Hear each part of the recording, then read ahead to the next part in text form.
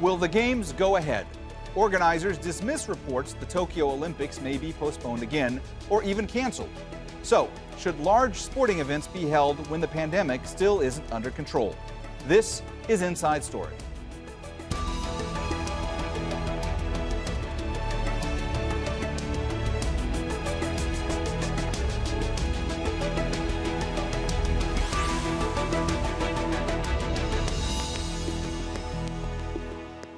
Hello and welcome to the program. I'm Mohammed Jamjoom. When the Tokyo Olympics were postponed last year, organizers promised to hold it this summer as a symbol of victory over COVID-19. But the pandemic is far from under control, and people are again asking if the Games can still be held. With 6 months to go, Japan's government has rejected reports that it's considering canceling the world's biggest sporting event. Tokyo is under a state of emergency to curb surging cases. Recent polls show 80% of Japanese want either another postponement or cancellation. But the head of the International Olympic Committee insists the Games will go ahead. Everybody is really determined to make these Olympic Games in 6 months from now the light at the end of the tunnel, in which at this moment we are all still in. But all the prospects are good. We are working hard, and these games, the first priority will be about to make them safe and secure for all participants. After a year of cancellations, some major sporting events are happening again. Australia's state of Victoria is being criticized for pushing ahead with the Australian Open tennis tournament in 2 weeks' time. Players have been flown in from overseas, and that's while nearly 40,000 Australians stranded abroad aren't able to return because of strict caps on international arrivals. Now, 72 players are in strict quarantine after some people were found to be infected by COVID-19 on their chartered flights. Some locked in their hotel rooms are being creative with training. The English Premier League has resumed football matches, but has issued strict rules on social distancing. Players have been reminded to avoid handshakes, hugging, and swapping shirts to celebrate scoring a goal. And organizers of the NFL Super Bowl insist one of the most lucrative sporting events in the U.S. will go ahead next month. So-called virtual fan zones are being set up. The number of spectators allowed inside the stadium in Tampa, Florida is limited to about 22,000. But the NFL says it won't be held legally responsible if fans catch COVID-19.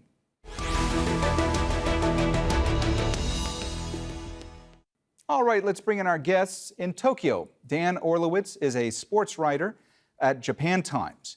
In Milton Keynes in the UK, Gail Ems is a former Olympic silver medalist in badminton. And in Reading, also in the UK, Simon Clark is associate professor in cellular microbiology at the University of Reading. Welcome to the program. Dan, let me start with you today. I want to talk first about the Tokyo Olympics. Why is the Prime Minister in Japan insisting that the Olympics will go on? What are the potential financial costs and the political costs at play if the Olympics were to be canceled? First of all, thank you for having me. The potential costs of not holding the Olympics as scheduled would be significant for Japan, which has spent billions in new infrastructure, in terms of the new venues, preparing to receive tens of thousands of athletes, coaches, officials, and of course fans. This was supposed to be the centerpiece of what has been a massive effort over the last decade to really get the country's tourism infrastructure into gear, to create these new sports facilities, to modernize a lot of things. So to not have the Olympics happen would be a significant blow to the economy and to the nation's morale. Gail, as a former Olympian, I want to ask you about the effect that this is having on the athletes. How is this disrupting their training routine? How is this affecting them on a mental level? How difficult is all of this? It is incredibly difficult. I'm so glad I'm not a professional athlete right now, because it's hard enough being a normal person in this situation that we're in and this horrible global pandemic they're in, let alone being an athlete who's dream, whose goal for such a long time has been competing for their country and potentially winning a medal at the greatest sporting event in the world. So not only has the Tokyo postponed for 1 year, but potentially now it could not happen. As an elite athlete, you know exact date when your competition is going to be at an Olympic Games 4 years in advance. It's like preparing for the biggest exam of your life. You know the exact date, the exact time, and your schedule is planned. Your tournament, your training, everything is planned for that one moment in time. So not only has it been put back a year, so you've got to readjust everything like that as well, training, but not only physically, but mentally as well. But now, with less than 200 days to go, and you're still like, well, is it going ahead? Is it not?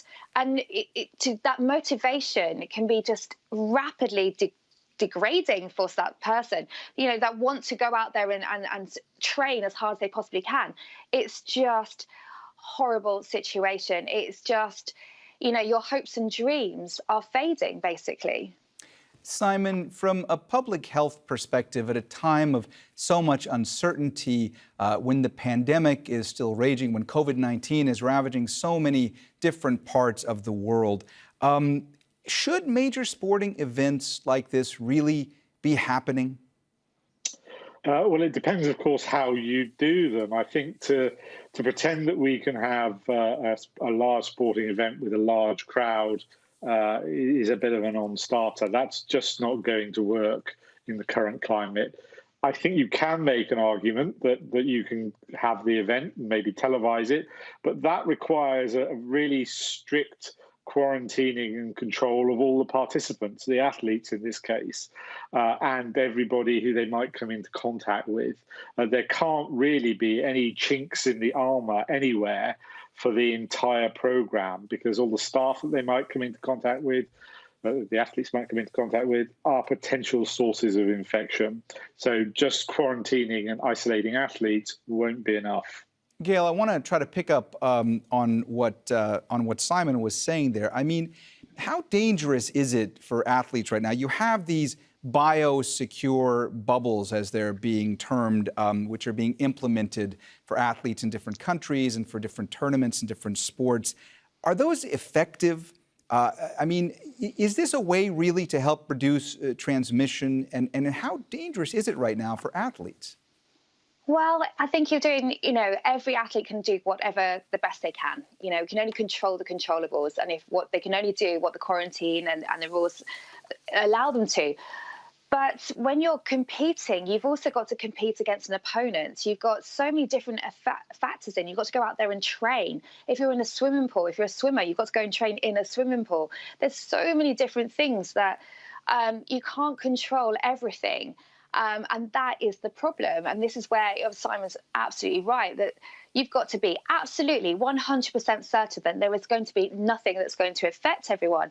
Now, athletes are in the, with the fit, healthy, younger, sort of in that, what the word I'm trying to use, person, we're not going to be, we're not the ones that are going to effectively die from, coronavirus, but it's about that transmission and who we're coming to contact with and pass it on and so on and so on. So that's the problem. You don't have that 100% certainty. And as an athlete, do you want that playing on your mind? You don't want that. You just want to go out there and perform your sport, your race, for your country, and not have to worry about anything else. And that is where it gets. That's where it gets. It's not just about sport, is it? It becomes a bigger social question, really. Dan, when it comes to the Tokyo Olympics, first I want to ask you, what is the prevailing sentiment from the Japanese population when it comes to the possibility of canceling the games? And secondly, I wanted to ask you, what are the logistical hurdles of keeping players and coaches and spectators safe at an event this massive? Currently, I think public sentiment is negative. Recent public opinion polls by Kyoto News and others have shown that only about, I believe, 20% of the public expects the games or believes that the games should go on as scheduled, with the remainder split roughly evenly between postponing them again and canceling them altogether. So currently, a majority of the public does believe the games should go on in some form or another, but certainly there's not that much confidence that they can go on in July. As far as being the logistics of being able to safely keep everyone quarantined and safe, it's a massive undertaking. We've had professional sports in Japan since June. They started behind closed doors, quickly transitioned to limited crowds of about 5,000, eventually moved up to 50% of stadium capacity, and then quickly, as cases really accelerated in early January, late December, we saw the limits for sporting events go back down again, and now we're seeing the rugby top league has been postponed, where the J League is supposedly going to start next month, and it's massive just to do that. For one stadium for one day, you need cleaning crews, you need everyone to adhere to safety protocols, you need to test everyone, the athletes, the team officials, the referees. And in the J League, they've been doing that once every 2 weeks, roughly, in terms of how often individuals are tested. So to test athletes, officials, coaches, media, fans on a regular basis would be... I can't even begin to really speculate on how much effort that would take, but suffice to say that it would be a massive undertaking, and it's going to be something that they'll strongly have to consider in some form or another. Simon, from your perspective, have the protocols that have been introduced when it comes to sports and sporting events, do you believe that they've been successful in suppressing transmission around training and around matches? Well, I think it's arguable that they've suppressed transmission, but I'm not sure you could say that they've eliminated it. I mean, there have been plenty of examples in the UK and in fact, I think probably around the world, where there have been instances of sports teams being affected quite badly in some instances with an outbreak of the coronavirus. So while it is possible to do it, I'm not sure that it's been as successful as really for a large-scale event it needs to be. Gail, I want to step back for a minute and look specifically at football, to turn our attention to English Premier League. You know, there's been over 200 positive cases of COVID-19 since the start of testing in August. Clubs have been reminded that handshakes and hugs and high fives should be avoided. You know, there is some growing anger about the behavior of fans and the behavior of players, and some are calling for consequences, that they should face consequences for not adhering to protocols. Do you believe that we will start seeing consequences being meted out because of this behavior? Yes, and there should be. It's athletes have a role to play. You know, they are so lucky, the Premier League players. They are getting to do their job. They're getting to play football. They're getting to entertain us. And as you know, I think as a result of this, as a thank you in a way, that you're the lucky ones getting to do your sport. And many people are not able to do their jobs, or are on furlough, or have lost their jobs in this situation. We are in lockdown. So in a way, it should be a representation to say, thank you, we are going to do our job properly and we are going to respect the rules properly. The trouble is with athletes, we're big kids, basically. That's our problem. We are just, sport is, we don't grow up. We are in a very lovely bubble where, sort of coaches and managers do everything for us, and we have a great time because we're playing sports. So that's the problem. It's that mentality, maturity. And I think if the footballers that have not adhered to the rules should get punished. If you're going to act like kids, we're going to be like teachers or authorities, and you're going to should pay the consequences. So yeah, I do think so, and it's just not fair on people that are respecting the rules accordingly. Dan, it's an interesting point that Gail is making there. And some are saying that the fact that football can go on right now, and the fact that players can train and they can play while so many in society are locked down, that's really starting to wear a bit thin, that people are starting to lose their patience when they see, well-paid highly respected athletes not adhering to the rules that we're all expected to adhere to. Would you say that's right as well? I certainly agree with Gail's sentiment. In Japan, we have not had as many cases. Athletes have been generally very good about following the various COVID protocols that have been set up by their respective leagues. Fans, for the J League in particular, have cooperated by adhering to a number of rules. Active support essentially isn't allowed in the J League right now. Fans aren't allowed to chant. They're not allowed to cheer. They are not allowed to sing. They are allowed to clap. They are allowed to hold up flags but not wave them. A whole litany of restrictions, and they've gone along with it. And I think that that is certainly credit to Japanese sports fans here and to the leagues that have instituted these regulations and gotten them to be followed. However, speaking as someone who covered the Rugby World Cup here in 2019, that's going to be a very hard ask for the fans coming for the Olympics. And that's going to be a real challenge. I think that athletes are in a very high octane, very emotional state of mind when they're competing. So it's hard to tell them to say, well, you can't high five, you can't hug, you can't celebrate. So how are you going to do that for thousands of athletes as well as the thousands of fans who are potentially in the stadium watching them? I think that that's a very difficult question. Gail, it looked to me like you were reacting to some of what Dan was saying. Did you want to jump in there? Yeah, I just want to say, is it really the Olympics? If you can't do that, is it the Olympics without emotion? You know, this is where it's like, it's paining me in my heart. You know, this is what that once in, 4-year opportunity is. This is where we get all that sporting montage and the tears, the hugs, the stories. You know, this is what we, that's why everyone is glued to the TV for that time, because we love those moments. It won't be an Olympics without that.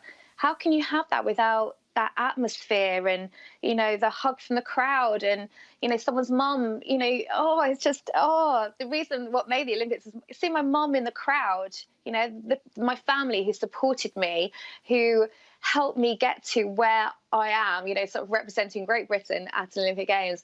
If they're not in the crowd, is it really an Olympics? And this is maybe we might just have to sort of think of it that way.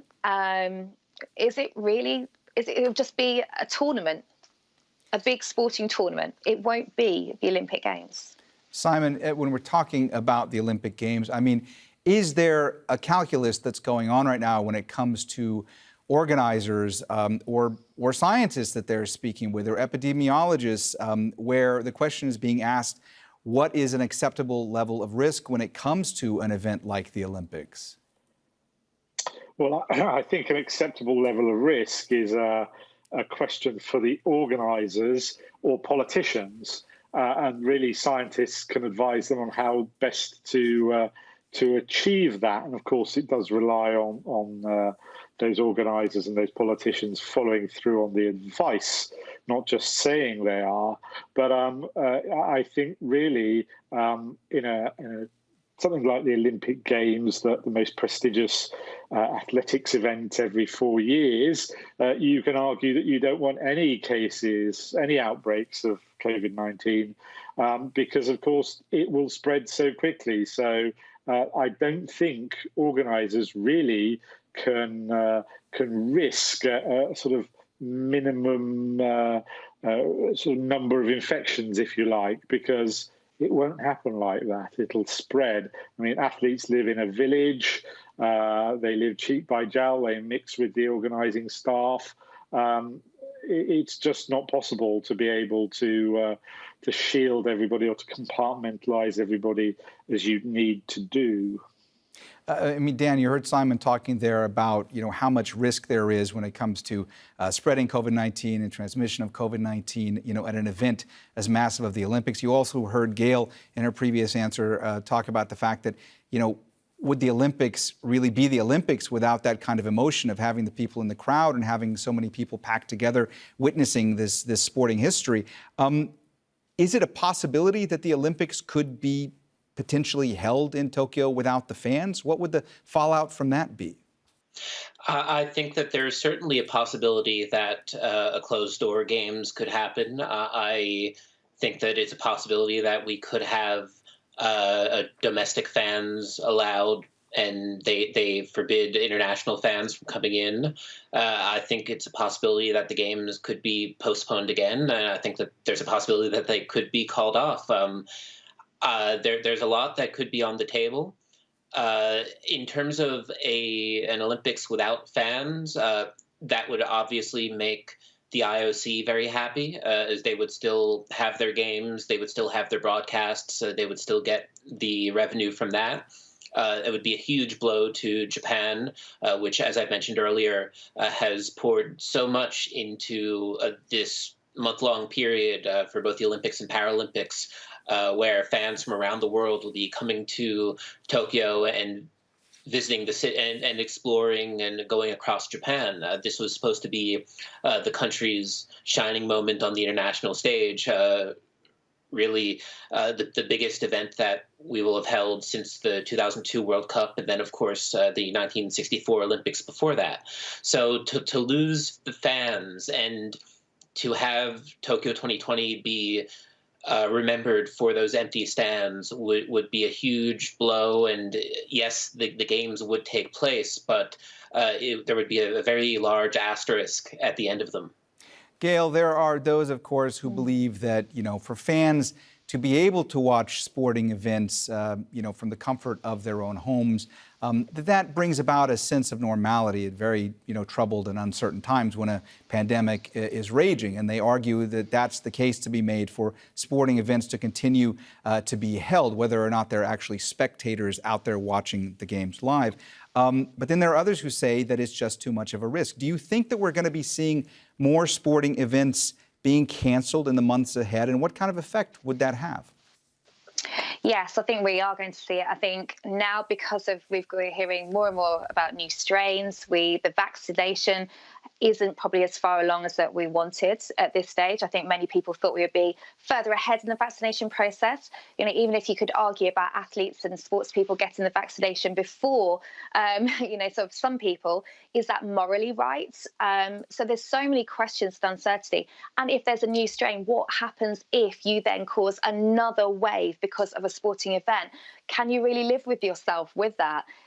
It's that risk and moral, is the ethics and is it worth it? And that's what you've got to keep asking this. If you cause another wave of deaths because of a sporting event, is it worth it? I love sport. I love it with all my, my whole body, my whole mind is about sport. It's my passion. It's been in my dreams and how I live since I was a little girl. But when something becomes more than sport, you have to ask these questions. And it is, at the end of the day, just a sporting event. But if you're going to do it, you do it properly, and you do it because everyone has dedicated, and it's because it's the right reasons to do it. And you can say that 100% that putting this sporting event on is worth it. And right now we can't say that. And decisions going to have to be made soon. It's going to be the worst. I do not want to be in that position either, because I'm conflicting all the time. I'm conflicting. Yes, I want the Olympics to go ahead because I want that, exactly what you said. I want to sit in my armchair and I want to cheer Great Britain on, and I want to see people win medals, and I want to see sport. But, there's also your head going, should we really be doing this? Is this really the right thing to be doing? So, yeah, it is a horrible situation. And every organising committee, whether it's the Euros, whether it's the Olympics, Wimbledon, or, whatever sporting event going on, that is what they have to ask themselves. Is it worth it? Simon, I saw you nodding along to some of what Gail was saying. We only have about 30 seconds left. Let me just ask you, are there sports and sporting events that you believe pose a higher risk when it comes to the spread of COVID-19? Well, yeah, anything that involves a close interpersonal contact. Rugby would be a really good example. they are the most risky sports. I mean, you can always remove spectators, as unpleasant as that is, but ultimately, even something like Formula One, where the competitors don't actually meet one another face to face on the grid, there are opportunities for them to mix with other people away from the actual event. But that's no less important to the actual event. All right, we've run out of time, so we're going to have to leave the conversation there. Thank you so much to all our guests, Dan Orlowitz, Gail Ems, and Simon Clark. And thank you, too, for watching. You can see the program again anytime by visiting our website, aljazeera.com. And for further discussion, go to our Facebook page. That's facebook.com/AJ Inside Story. You can also join the conversation on Twitter. Our handle is @AJ Inside Story. From me, Mohammed Jamjoom, and the whole team here, bye for now.